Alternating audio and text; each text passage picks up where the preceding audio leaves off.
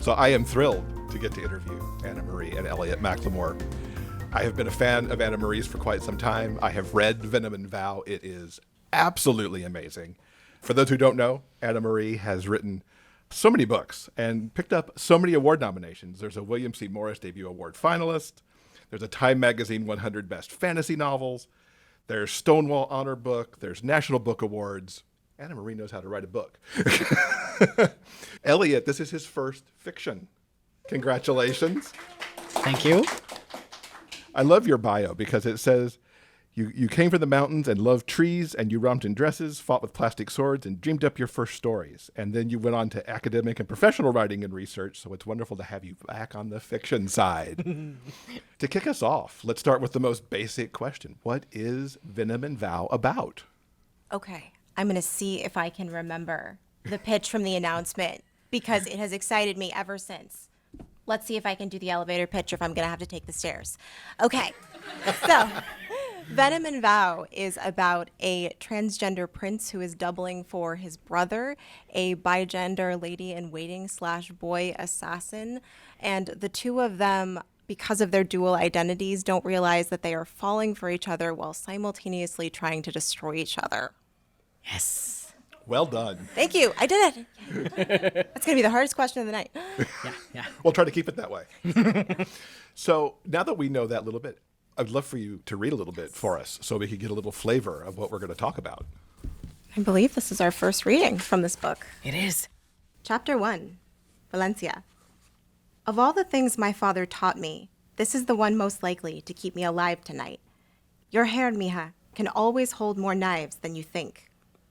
I give my hair another twist and shove in 2 more of the tiny blades I've spent half my life learning to throw. Tonight I'll be getting close enough to Adair's borders to taste the salt in the air. Whenever you get close to Adair, you can never have too many knives. I learned that the hard way. My father told me not to go out there that night, just like he'd probably tell me to stay at El Palacio right now. But my father had to know I'd follow him. He had to know that the best way to get me to do something was to forbid me to do it. And besides, he needed me. I've always been my father's mano derecha, his right-hand boy or girl or whoever I am at the moment. Whoever I need to be to sneak around somewhere unnoticed or slip into a room I'm not supposed to be in. I can't count how many times I've showed up in disguise before he even knew he needed me to go get a look at some dignitary's correspondence or a visiting prince's books. And that night, I dressed the part. I put on the most spectacular outfit I had, a deep green gown refined enough to make me look older, a velvet cape stitched with so many leaves of gold, red, and amber fabric that I looked like I was wearing autumn. My best cane, ahuehuetes wood set with fire opals, hair pinned back exactly like the most elegant ladies. All the best to impersonate someone important enough to be at a negotiation between 2 enemy kingdoms. The moment I got to the edge of the woods, I saw the Adair boy. Boy? Man, I still don't know. He didn't see me, but I watched him. I watch everyone. There was nothing all that notable about him. Dark hair, gray coat, brown trousers. He had a staff with him, a nice one. Even from that distance, I could see the heft and the metalwork. And I could tell from the way he was holding it that he used it to help his walking, similar to how I use my own baston. There was something about the way he was looking around. Not like he was looking for something or someone, more like he was checking, which instantly made me think he was supposed to be an inconspicuous guard, someone I'd need to avoid as I went deeper in, where half our court and half of Adair's had gathered. I should have already had a knife out. I know that now, but I didn't. I was looking into the trees to plan my route, how best I could casually swan into the proceedings like a fashionably late duquesa. But I didn't see him do it. But when that light came, flashing hard as sun off water and blue as moonlight through ice, I looked back at him and I saw. He was holding that staff with both hands, driving it into the ground, as if he was putting all his weight and strength into keeping it there. He stared into the light like he was calling it by name, and I knew, I could tell he was the one doing this. I reached to pull out a knife. Whatever he was doing, I knew that if I got a blade in his arm, I could probably throw his concentration enough to stop him. But I hadn't woven them into my hair that night. I'd rushed out with them tucked into my boots, but hadn't taken the time to slip them into my braid. If I had, I might have been fast enough. The force following that light came hard as thunder after lightning. It went through me and knocked me to the ground.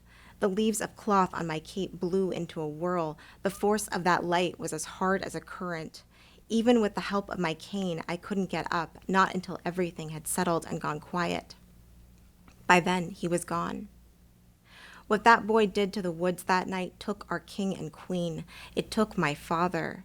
And every night since then, I've known what we all should have known. There's no negotiating with a dare. All we can do is win. I don't blame the boy for everything. It's almost certain that he was acting under orders. Still, if I ever see him again, he's dead. I slip one more knife into my hair. The mistake I made that night, I'll never make it again. Chapter 2. Cade. I just couldn't stay away from the edges that night. I hardly ever can. Know where your lines are. See the maps in your mind, laid out over the castle, over the battlefield, over the land, always. If you lose track of those lines, they'll be in control and not you. My mother's voice, my queen's voice, as I've heard it my whole life, pulled me to the borders of our land. That night, it pulled me to her, to my father, to the Elian and Rulin family and their advisors. Another negotiation, this time with its venue in the most disputed zone of the forest between Adair and Eliana. I tried to spot one of our guards in the dark, or one of our horses. I have even settled for some of the Elianan contingent. Their bright colors made them stand out in the moonlight. At first, all I could see were trees and some vague movement between them. A loud crack thundered under my feet, and a burst of light, brighter and bluer than sheet lightning, blasted out from the forest, nearly knocking me down. I had to hold Fallon with both hands to keep steady. I felt him gripping the ground for me, keeping me upright like he does when I'm on the battlefield and about to lose my balance. Whatever you do, don't let them take you to the ground. My mother again, teaching me to be a warrior like her.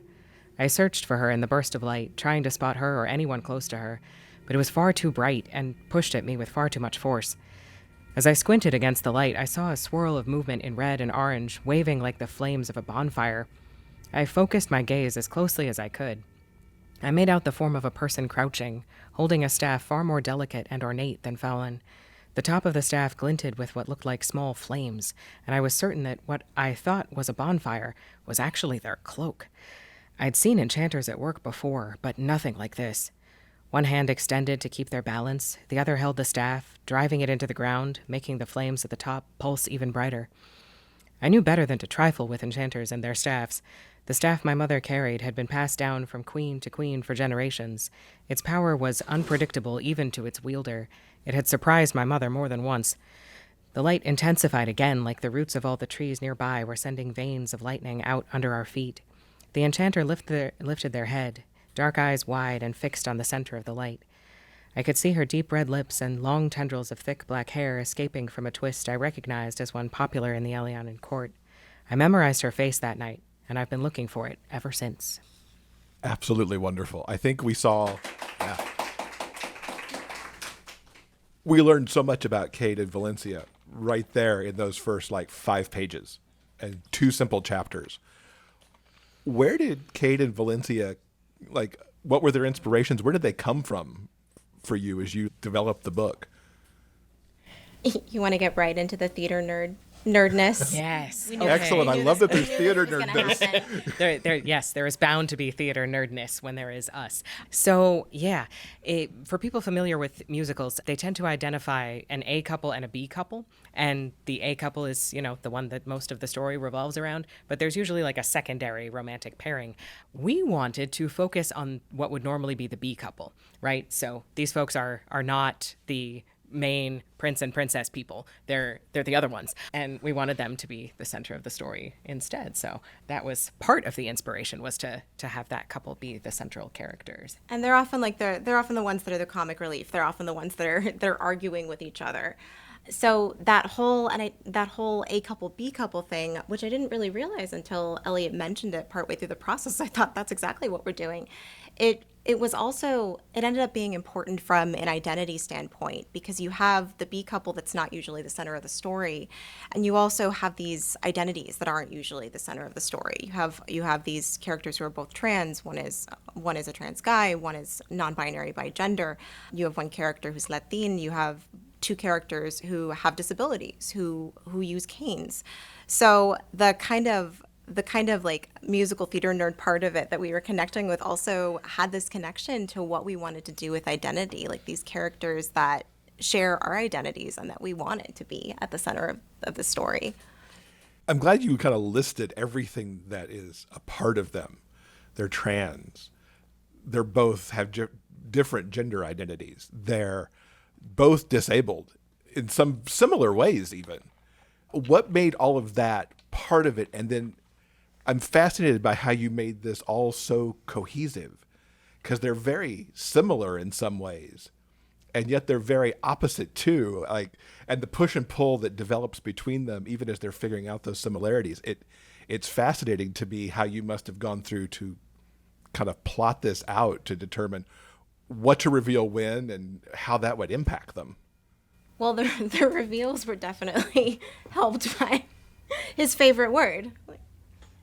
Spreadsheet. Yeah, spreadsheet. I love his that. favorite word. We also, I have to mention this. We have the lovely lady that we dedicated the book to, Dana Bryant, who keeps spreadsheets for her video games as she's playing them. So as you can tell, we have like kindred spirits of spreadsheets around us. But he was really just meticulous about keeping the spreadsheets, while I was sort of like, oh, we'll figure it out as we go. And he's like, no, we can't figure it out as we go. They actually we need to know what they know, or we're going to be on draft 7 and be fixing this. So this kind of combination of like the mathematical side of it and the artistic side of it was something that's I think is a big part of fantasy, especially with the kind of sprawling worlds and casts like this. And it's not just these characters who are complicated. You've given them alter egos too, like the alternate identities that they have and the identities that they carry. It's very Shakespearean in some ways, like the deception and the miscommunication and the I'm not who you think I am. So I'm glad to hear you used a spreadsheet, because otherwise you might go a little insane trying to keep it all, in the right spot. How much of this ended up in like first drafts, and how did it develop over time? How fully formed were they? Because they are so complex. I wish the folks who are listening could see them, because they're both just making these great grinning faces at each other as I ask these questions. We redrafted a lot. We changed many things because we'd keep having these great ideas and like be very apologetic about it, right? Like one of us would go to the other one and be like, so I have this great idea, but everything we just wrote, we're going to have to rewrite it all. So we did that a few times. And the thing is, like, it would be, the wonderful thing is that it would be worth it. Be like, oh yeah, that is better. We should do that.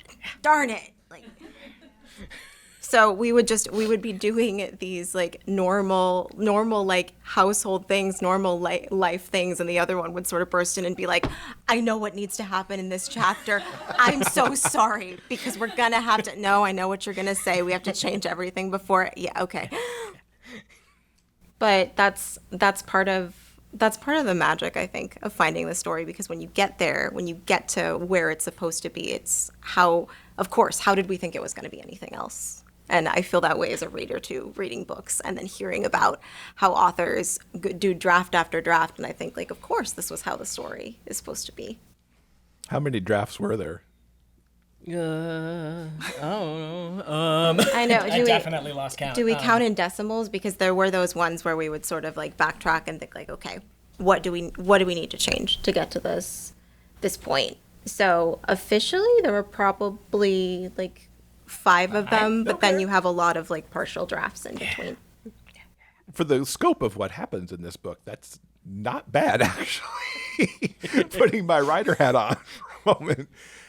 What came first here, these amazing characters or the amazing adventure? Because there is this kind of enemies to lovers, opposites attract, but yet similarities attract story set against this, we need to fix the kingdom kind of aspect as well. Where did it start? I think it started, well, it started a little bit with the concept of it. This started as a very, very, very loose Sleeping Beauty reimagining. And these characters in mind, and the way that Elliott came onto this novel is, I hate when I say this because I sound like such a diva when I say this, but it sounds like I prefer to work alone. But I don't this is my second co-written novel. My first one was with Taylor K. Mejia, Miss Meteor, in 2020. I don't co-write a novel unless we're doing something that neither of us could do alone. So I had this idea for these characters, and I thought, I can't write Cade the way he needs to be written. Do you know who I think could? So after a fair bit of convincing, I thought, I kind of was telling him, like, this is who I think this character was. And when I knew that I had him, when he started to like run with Cade and be like, no, I think this is what it is. I think this is in his character history. I think this is his relationship with his mother. I'm like, I have you. You're going to write this guy. You don't know it yet, but you're going to. Yes. So that was what pulled you in there. Was you trepidatious at all to undertake? I mean, this is your not just first collaboration for you, but your first published fiction work too. Yes. From, creating whatever stories you'd done, before, and you got brought into this. What went through your head when it's like, am I really doing this? Oh, I was very terrified. Yeah, and surprised that the feedback early on from our mutual editor now was encouraging and was this part is actually working. I was surprised and pleased. And, from that point on, I got more excited about it and got more into it. But yeah, it's a little intimidating to work on a first project with someone who is so experienced and talented and with whom I have lived for so long, I'm flattered that you think that, considering you saw my early drafts of things. I thought they were still pretty good, the early ones. Did you provide some early feedback on those, or was it just like reading to go, that works? Or were you actually providing, feedback on what was there?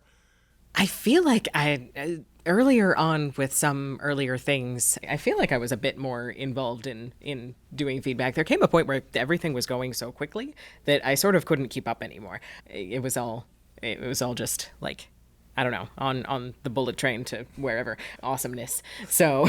Yeah. But early on, I got to read some things, and I got to read some things that became other things later. So that was really exciting. Things that became other things, the story of drafting and revising. Right? Yes. From the perspective of this book, that it sounds like you wrote Valencia and you wrote Cade. Was it a constant just back and forth in the chapters? Pretty much. I mean, I don't know how...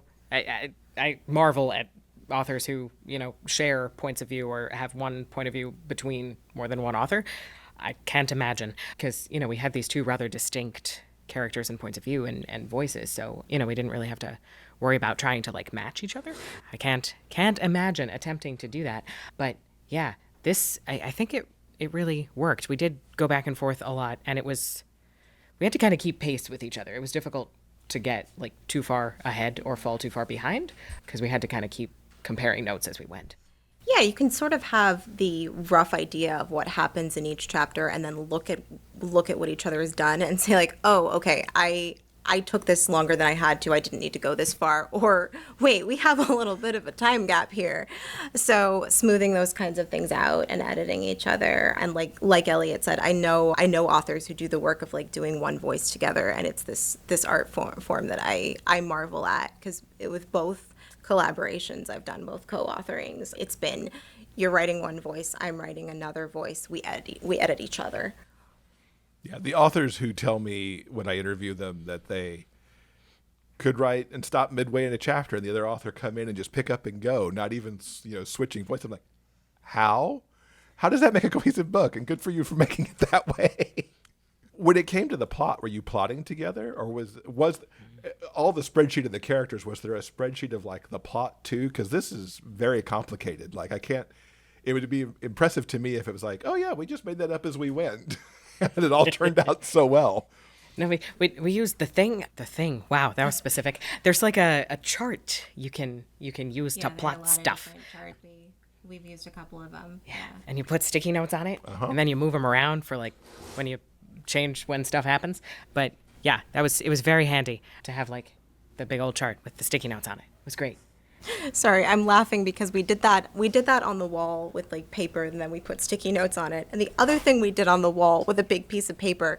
So there's this beautiful map that our publisher has put into this book, which I'm so excited about because I've never had a map in a book. I love this thing. I want to like make a huge version of it and put it on our wall.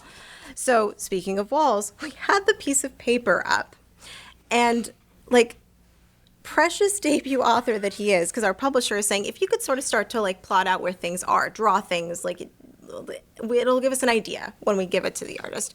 So wonderful debut author that he is, he's carefully doing like the monastery and the castle and everything, and I'm over here like losing it a little bit, as we all are during the pandemic, and I'm drawing like Pusheen and like and like Molang and like a bird over here. So I eventually got with the program and was like, okay, this is where everything is. But his side was just this work of art, and mine was just this collection of like cartoon animals in like period attire. So thank you for keeping me grounded and on task. You are welcome. Are there Easter eggs of cartoon cats in attire somewhere in that map? There are very opinionated quetzals that are not happy if you do not listen to them. Oh yes.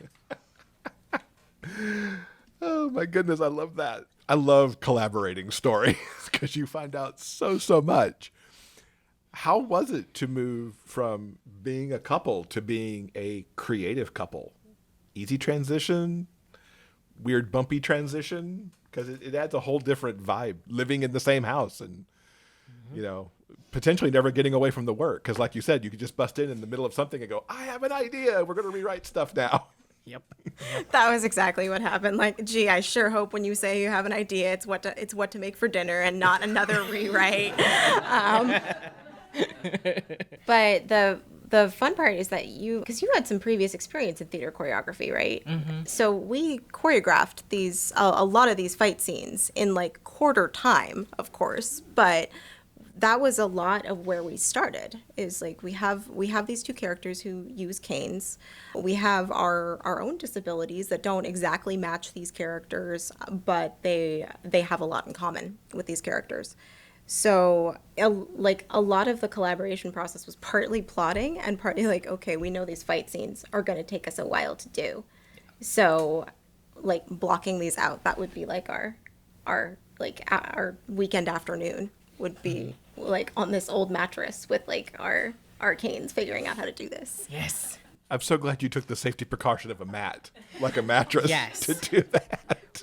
We did still get hurt, I but know, I did. not too badly. Yeah, I mildly bruised a rib during this process, and he told me, don't do it. And I'm like, he's the theater choreographer. I should listen to him. I'm like, I've done theater choreography too. Yeah, it was Irish dance. That was the theater choreography I did. So I should have listened to him. And I was trying to do one of the moves that Val does. I should not have done it. But yeah, there were mattresses underneath. He was the one who was constantly slowing us down and being like, when you choreograph, you go slower than you want to go. Like, we need to go like painfully slowly to figure out how this actually works before you build it up. Yep.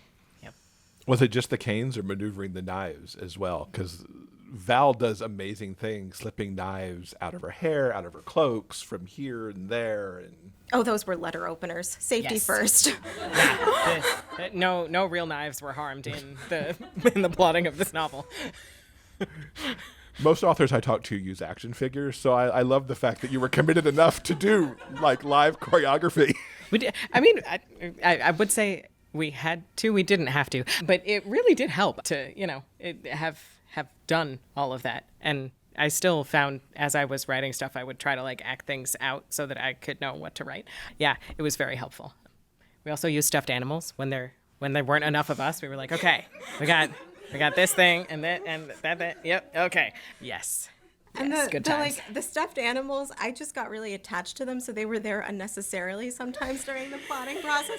Like when we weren't doing a fight scene, we would just be doing an interpersonal scene. I would have like this little rabbit puppet who would act surprised when like Cade confesses something. Yes. So you find the fun in it, especially with stuff that like there are with a novel that talks so much about identity and so much about people's hearts. Like finding the fun in the process helps you build in the comedic moments in the novel itself. Because I think like you need some comedy on the page, especially when you have fight scenes, when you have people who are just like going deep into their hearts to figure out who they are. The identity scenes, the fight scenes, we need to fix our kingdom. I mean, there's a heavy need here that has to get taken care of apart from all the other stuff going on. So I very much appreciated the humor when it cropped up, and I ended up just laughing out loud occasionally. And I have to admit, I don't read a lot of fantasy because world building kind of can bog me down. And it's like I'm finding out too much. So I appreciated how you kind of parsed that out, giving me what I needed when I needed it. But on top of it all were these amazing characters. And I come back again to those first couple of chapters, like, how can I not read these two people? And then you keep finding out as they reveal more and more of themselves, either through their internal monologue or what they do actually tell the world. And I have to say, the internal monologue in this book blew my mind because both of these characters are constantly like heavy thinking about what they're doing. Should they be doing it? Should they be interacting with this other person? What's the fate of the kingdom? Again, I come back to the balance of it all, which is pretty amazing, but where are the actual questions going? The identity here, I feel like anybody who picks up this book, no matter who they are, they're going to find a sliver of themselves on the page because these characters carry so much. Was that the intention all along, or was it more, as you initially described, just characters that also mirrored yourselves? I know that's a chin scratching question. Yeah. I hope in a good way. In a good way, because a lot of this book is about intersectional identity and how do the different pieces of you come together. Because like, well, all of us have identities that intersect. Like different parts of ourselves come up against each other. Different part of our worlds come up against each other, and these characters' identities, I think of them as so part of who they are that everything else sort of came from that. It may not be like on their mind all the time. Like I don't go around thinking about how gay I am, like some days, but not all days.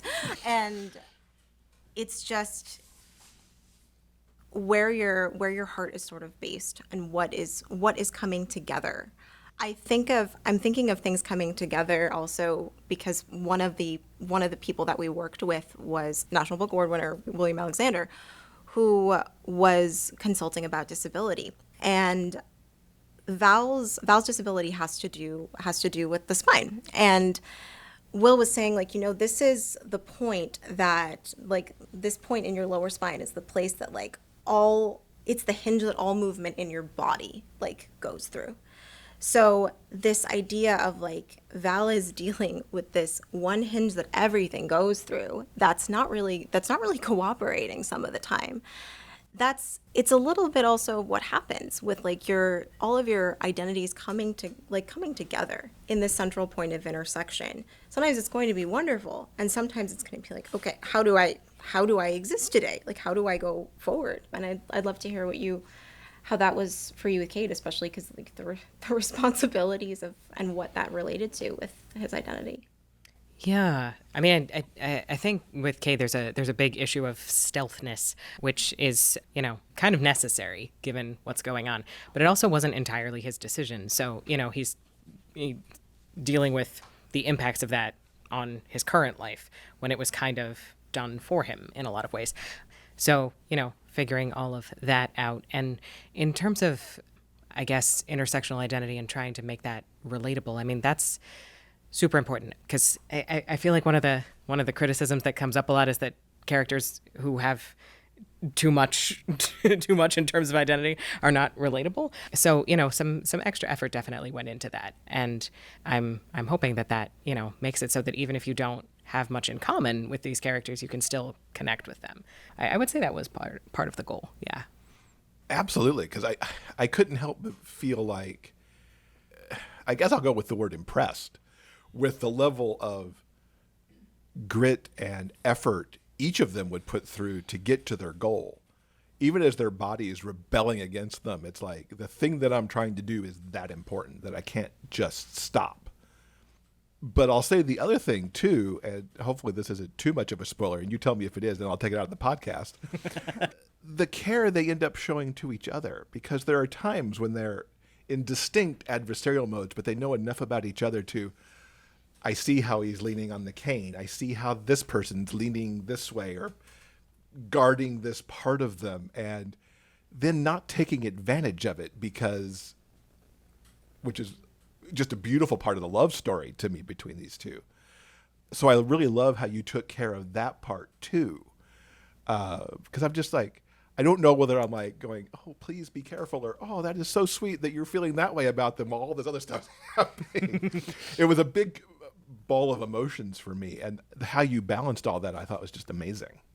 Oh, thank you. There's definitely a code between these characters. There's a sense that like I know enough about what your experience is to not want to take advantage of it. And also, I'm pretty sure I'm going to win against you anyway, so I don't need to take advantage of it. Like, I'll figure it out. Yep.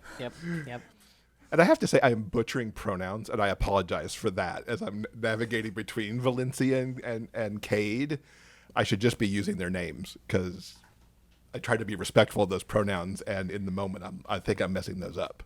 I actually struggle a little bit talking about Val because Cade is he all the time. Val sort of goes between he and she. Probably would at least at times like the pronouns they and them, but this is not a world that yet commonly uses those pronouns. Mm-hmm. So this is something I've thought about too in talking about Val. Okay, I feel less bad. I'm at least kind of navigating the same things that you are, and you created them. I'm curious for you, Elliott, because this is a first, many firsts.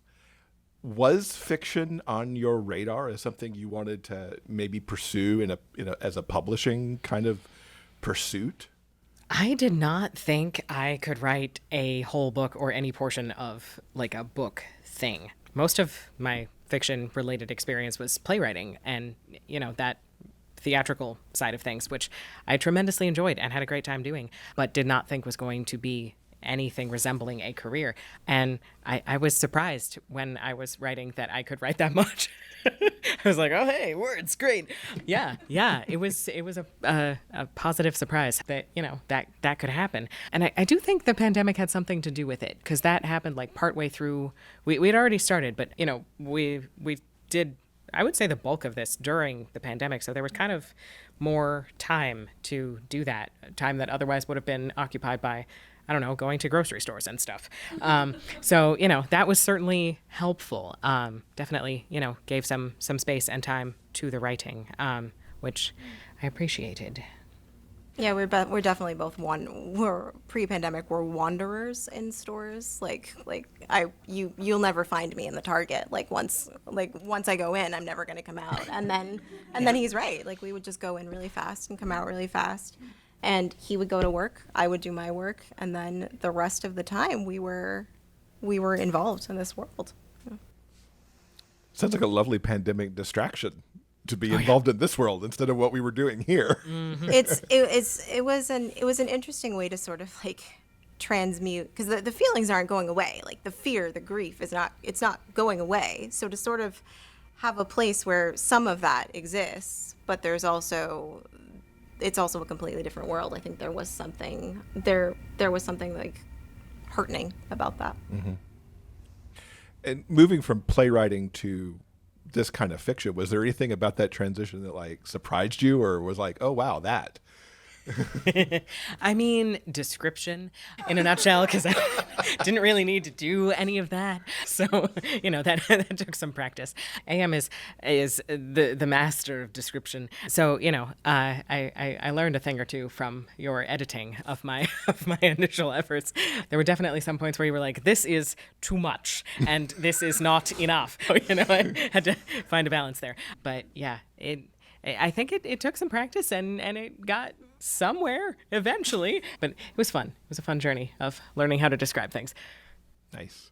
Yeah, there's a big difference, I guess, between that and stage direction. Italics. Things move this way. Done. So one of my favorite questions to ask, and tonight there's two different ways I can ask it, depending on how you want to answer it. I want to know about favorite scenes And it can either be favorite scene that you wrote individually or favorite scene that the other wrote. Okay, so I think this might, because I think it crosses point of view, so I think it's kind of both. We have a part where there's dancing, which I love dancing. So yeah, that transitions because Cade and Valencia recognize each other and sort of place each other as, playing these multiple roles, and it dawns on them as they are dancing with one another. So then, of course, they take it outside and start fighting.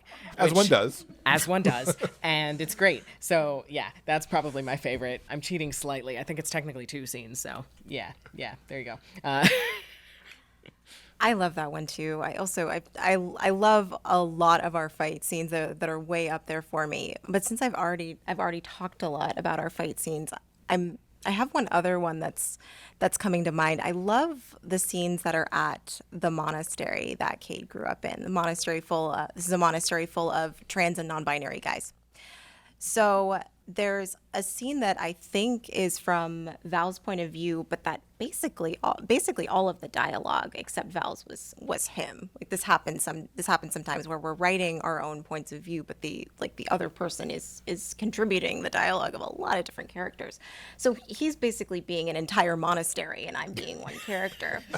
So there's this point where Val is dressed as a guy and Val does not yet realize what exactly goes on at this monastery. And one of the monks is saying like, you could improve that outfit. And I was like, well, screw you, I didn't ask you.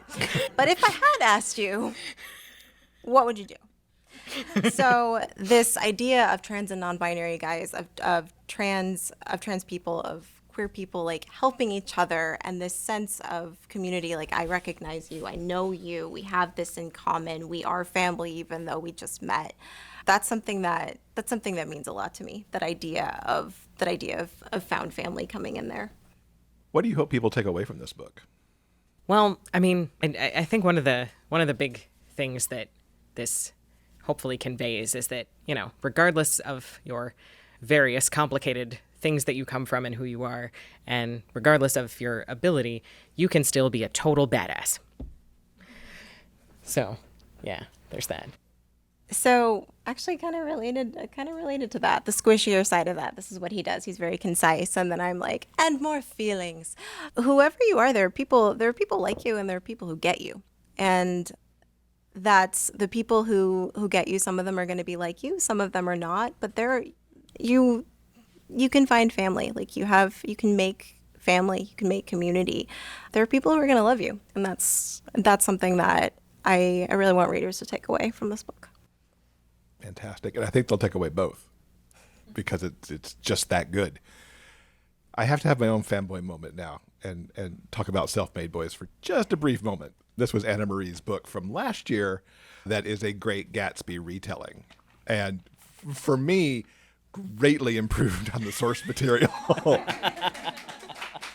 And apparently I'm not alone with that. Just one question, because I'll make you encapsulate the entire book with just one answer.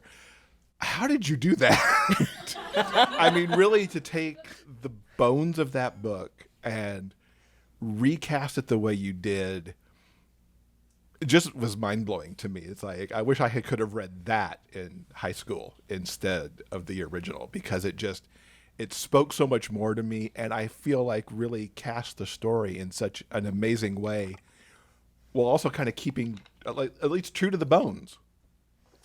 So a couple of things that come to mind about this. One, I did want to keep the sort of basic framework of The Great Gatsby with a happier ending. I don't mind that. I don't mind saying that. Spoiler, it needed a different ending. But when Emily Settle at Fywell and Friends came to me and said, we're doing this Remix Classic series, we want you to do The Great Gatsby, I was at a point very early on in my trans non-binary journey, but Emily says this and I'm like, yes, I am the man for this job. I'm the girl for this job. So immediately I knew what I wanted to do. I knew that, Gatsby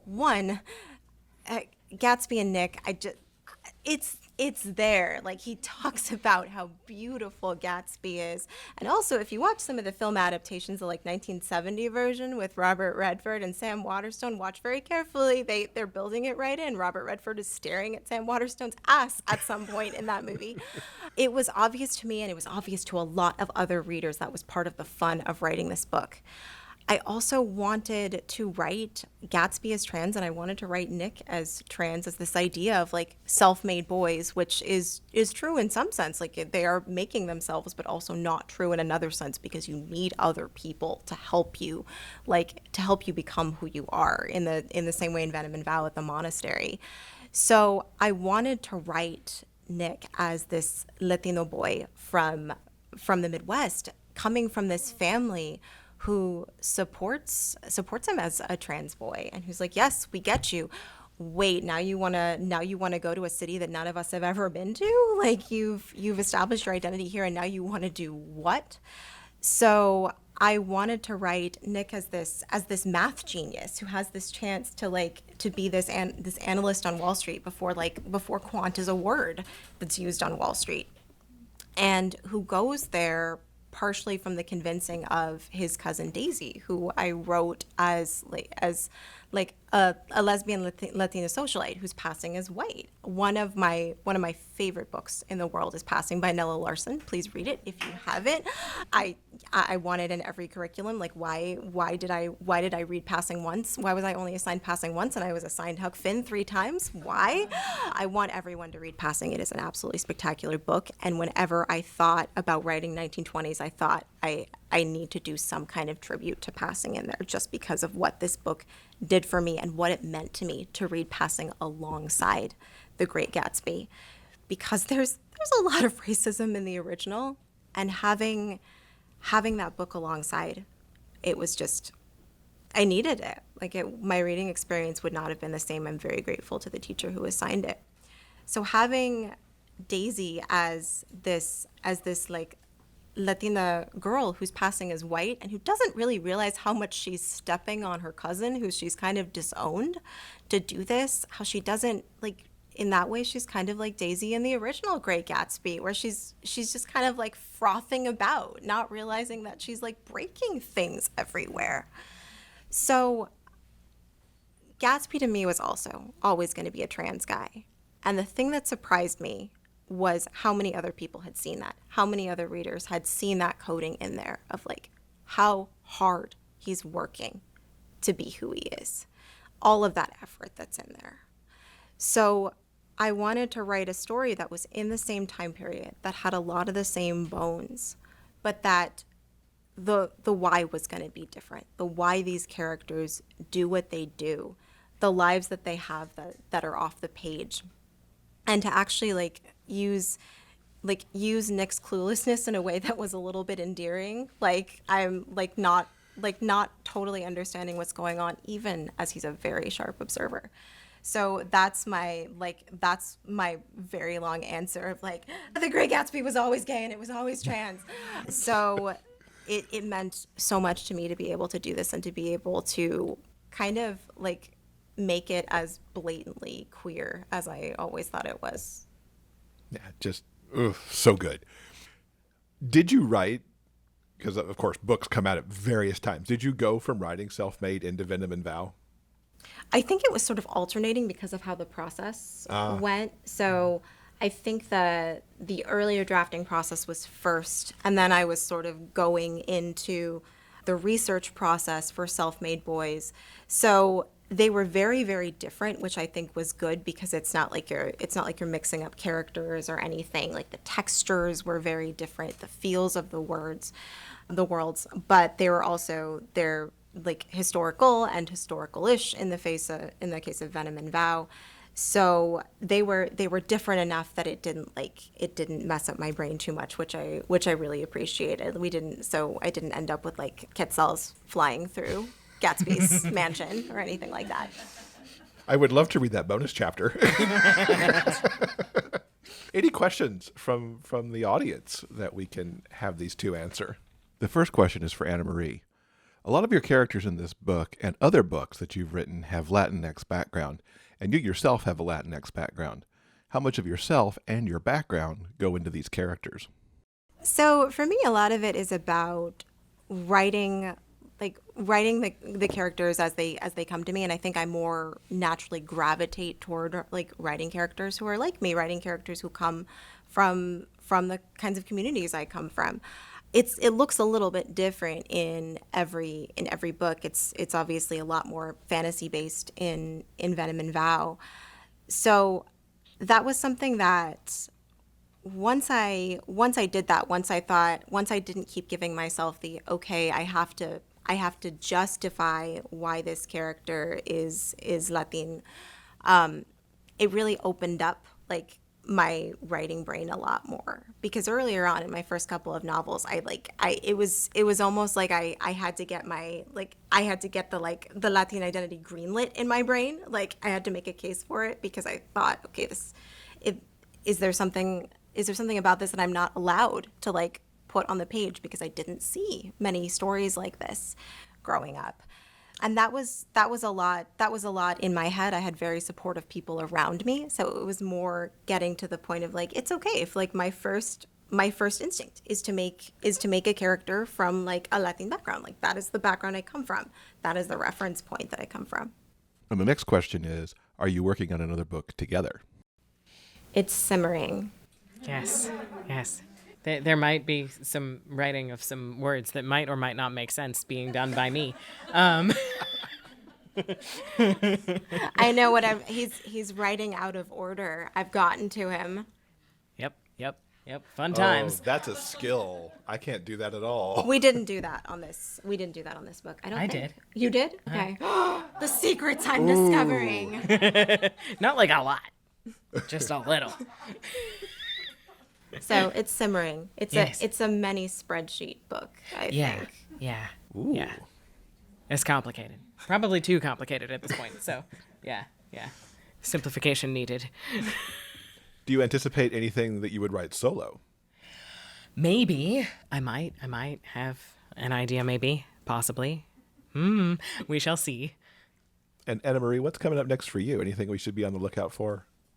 So in spring of 2024, I have a YA novel coming out. I don't know if I'm allowed to tell the title yet, so I'll just tell you it's sparkly horror, very Okay. sparkly horror. I went a little bit into horror in Dark and Deepest Red in 2020, which was about the 1518 Strasbourg dancing plague. I'm excited to go deeper into it and do something that has some horror tropes, but that's also very, very queer, very Latin. So I'm excited about working on that. In fall 2024, my first adult book is coming out called The Influencers, which I can best describe as Knives Out on Instagram. Wow. That sounds like fun. Can I pre-order it now? Any other questions? Because I kind of jumped back in there with a couple. This question's for Anna-Marie. Magical realism was a feature of your early work. Are you moving away from that, or just exploring more things, or also still weaving that in? I think it's always going to be like part of my literary heart. I think something that I'm excited to do right now is just sort of do things that are really different. Obviously, like I've done some fantasy. I haven't done really like high fantasy like this. I'm excited to go deeper into horror. The Influencers is like it's like all social media and murder mystery, and I've never had like a cell phone in any of my novels. So I'm just doing like a bunch of different things that I want to do, and I probably will come back to magical realism at some point. It's still in the short stories that I write for fantasies a lot, so it's sort of like the natural point that I come to. I'm excited to do like just kind of as different things as I can do right now. The next question is, what are you reading right now? Oh, hooray. You took my copy of A Clash of Steel. I see you're did. tearing through it. I am. A Clash of Steel is part of the Remix Classics series, which is also what Self-Made Boys is part of. So that whole adventure was basically asking super cool people to rewrite stories that are traditional classics. So this one's Treasure Island, and it's awesome. Yeah, by I love it. C.B. Lee. Yes. It's So great. good. Yeah.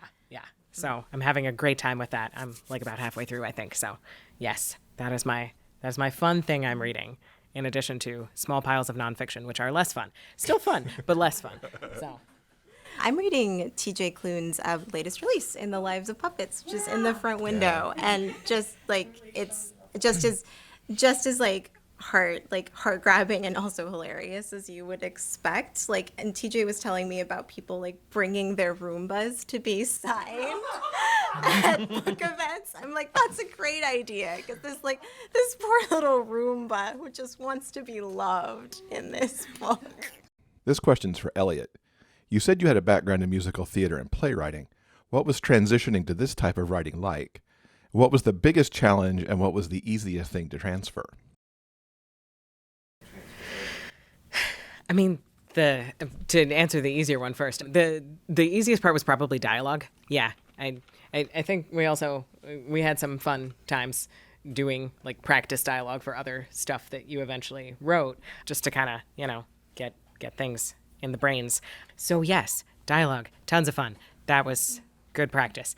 And I think probably making things a bit more cohesive, rather than like in the world of playwriting, you can do some pretty crazy transitions and just like drop things and be like, whatever, and move on to something else, something more interesting to see on a stage. Having some sense of cohesion from scene to scene was, that was a bit tricky to kind of, have a logical flow of some kind. Yes. Yes. And the last question is, what were the easiest things about writing this book, and what were the hardest? I think some of what immediately came to mind about the hardest parts is, I think whatever you're working on, like whether it's fiction or nonfiction, whether it's fantasy or an academic paper, whether it's like a tricky email, there's always one point where you're like, everything else is coming together and it's this one thing. I remember that we had a couple of those plot points where it's like, this is such a small thing, why is this the one that's hard to solve? But just like slotting those things together and just like not giving your brain a break and thinking like, I need to walk away from this and just come back to it. That's what came to mind in terms of hardest. Like, is there, and I think you're echoing that. What was easiest? Am I giving you the easier question or the harder question? I mean, one of the things that also came to mind as difficult is I rewrote the ending, like, I don't know, 12 times. End was so hard. Yeah, I'm not quite sure why, but it was really, really tough to get the ending right, because I would do it and I would be like, it's okay, and then I'd have to do it again. So yeah, that was tough. I think some of the like fight choreography and actiony sequences, those were certainly more fun, and therefore I think felt easier and went faster, because you got people doing stuff and limbs everywhere and it's great. So yeah, there's plenty going on. So yeah, that probably felt easiest. I think for me, one of the easiest parts, I was just thinking of this because he said he rewrote the ending 12 times. I'm like, oh yeah, you did, didn't you? That having some things in a novel be someone else's problem was really nice. It was just like, you know what? I'm sure you'll figure it out, and it's going to be great. Anna-Marie and Elliott, thank you so much for a great conversation. Thank you.